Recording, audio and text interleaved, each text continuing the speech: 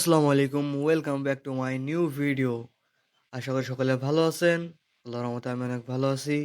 আপনারা দেখছেন MRN vlog এবং আপনাদের সাথে আমি আছি মোহাম্মদ নাহিদ হাসান। সো চলুন বেশি কথা না বাড়িয়ে ভিডিওটা শুরু করি। সো আজকে আমরা যাচ্ছি একটু চারাতলার দিকে, এদিকেই হালকা পাতলা ঘোরাঘুরি করব আর কিছু সুন্দর মুহূর্ত আপনাদের সাথে তুলে ধরবো। সো আজকে বেশি বাজে না বকে চলুন ভিডিওর দিকে যাওয়া যাক। আশা করি ভিডিওটি না টেনে সম্পূর্ণ দেখবেন এবং ভালো লাগলে অবশ্যই লাইক করে দিবেন। পরবর্তী ভিডিও পাওয়ার জন্য চ্যানেলটি অবশ্যই ফলো করে দিবেন। যদি আপনারা ইউটিউব থেকে দেখে থাকেন তাহলে অবশ্যই চ্যানেলটি সাবস্ক্রাইব করতে ভুলবেন না।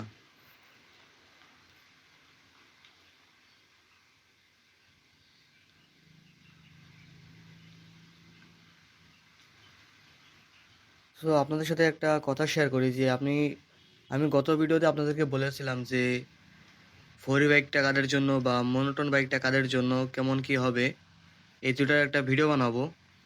তো এখানে আমি ভাবতেছি আগামী দু একদিনের ভিতরে এই টপিকের ওপর একটা ভিডিও বানিয়ে আপনাদের মাঝে শেয়ার করব। যদি আপনারা এই ভিডিও পেতে আগ্রহী থাকেন তাহলে অবশ্যই আপনারা কমেন্ট করবেন।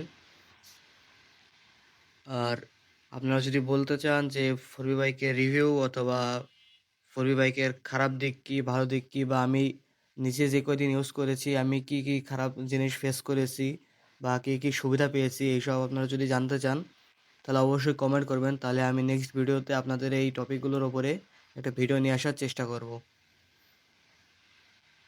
তো কথা বলতে বলতে আমরা চলে এসেছি আমাদের বাওরে। আগে এখানে কোনো এন্ট্রি ফি ছিল না, এখন যেহেতু ভিতরে অনেক জায়গা করেছে যার কারণে এখন এন্ট্রি ফি নাই। টিকিট প্রতি 10 টাকা করে রাখা হয়েছে এই জায়গায়। তো চলুন আমরা ভিতরের দিকে প্রবেশ করি।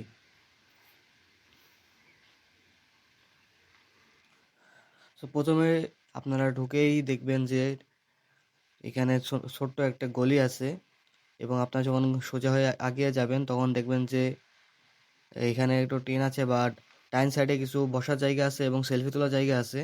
এই সাইডে একটু বাচ্চাদের খেলার জায়গা আছে আর আমাদের মেন লোকেশন এইটা। জাস্ট দেখার মতো একটা জায়গা। মানে আসার সময় হঠাৎ করে আমার বন্ধুর গার্লফ্রেন্ডের সাথে দেখা হয়ে গেল। জাস্ট কিডিং গাইস, কেউ সিরিয়াসলি নেবেন না। তো এখান থেকে যদি আমি আপনাদেরকে ভালো করে ভিউটা দেখাই, জাস্ট ওয়াও, এখানে কিছু বসার জায়গা আছে। সো আমরা যেহেতু এখানে অনেক দেরি করে আসছি যার কারণে সন্ধ্যা হয়ে গেছে, তাই ভাবলাম এখানে বেশি সময় না কাটিয়ে আমরা বাসার দিকে রওনা দিই। তাই আমরা বাসার উদ্দেশ্যে রওনা হয়ে গেলাম। কেননা একটু সন্ধ্যা হলে বুঝতেই পারেন গ্রাম অঞ্চলে অনেক সমস্যা হয়ে থাকে, যার কারণে আর কি সন্ধ্যা করলাম না। আমরা বাসার উদ্দেশ্যে রওনা হয়ে গেলাম।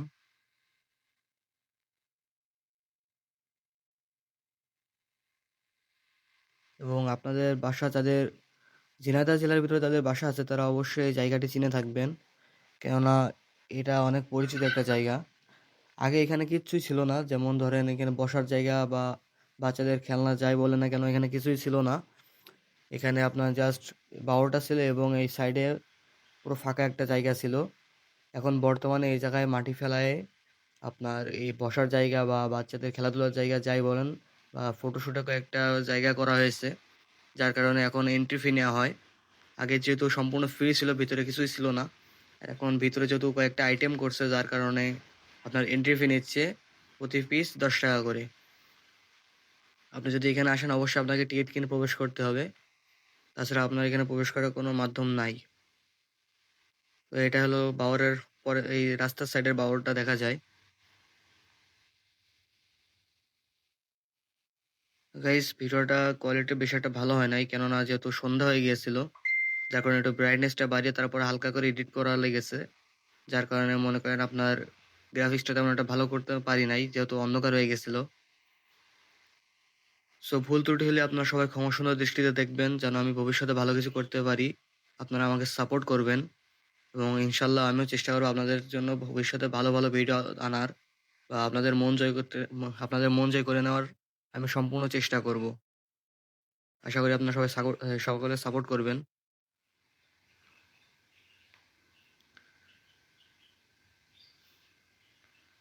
তো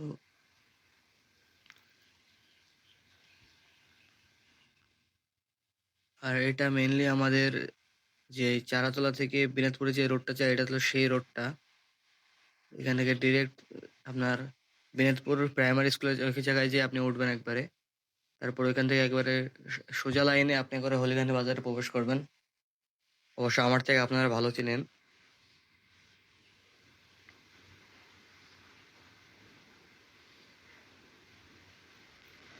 তো গাইস আমার যে সেকেন্ড ভিডিওটা ছিল ওই ভিডিওটার ভিতরে আপনারা অনেক সাপোর্ট করেছেন, অনেক ভিউ হয়েছে, মোটামুটি যথেষ্ট লাইক হয়েছে।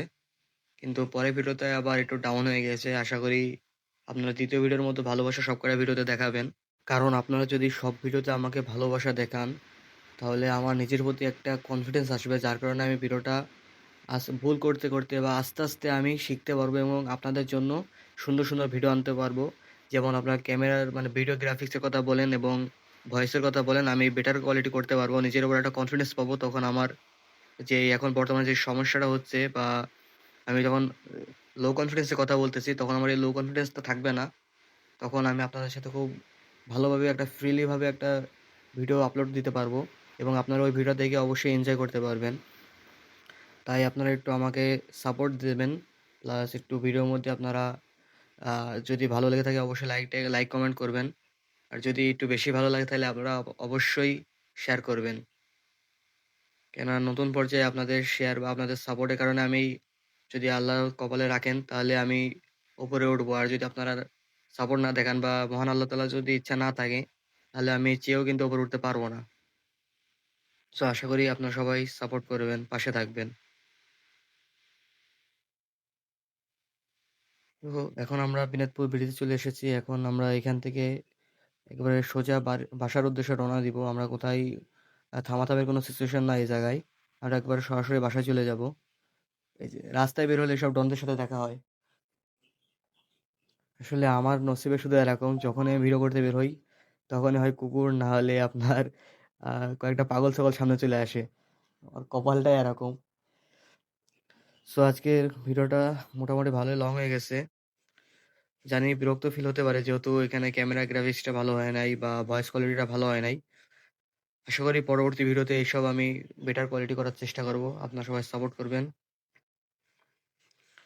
আর আজকের ভিডিও এতটুকুই। আশা করি সকলে ভালো থাকবেন, সুস্থ থাকবেন। পরবর্তী ভিডিও পাওয়ার জন্য আমার পেজটি ফলো করে রাখবেন এবং ইউটিউব চ্যানেল থেকে দেখে থাকলে অবশ্যই সাবস্ক্রাইব করে রাখবেন। আসসালামু আলাইকুম। সবাই ভালো থাকুন।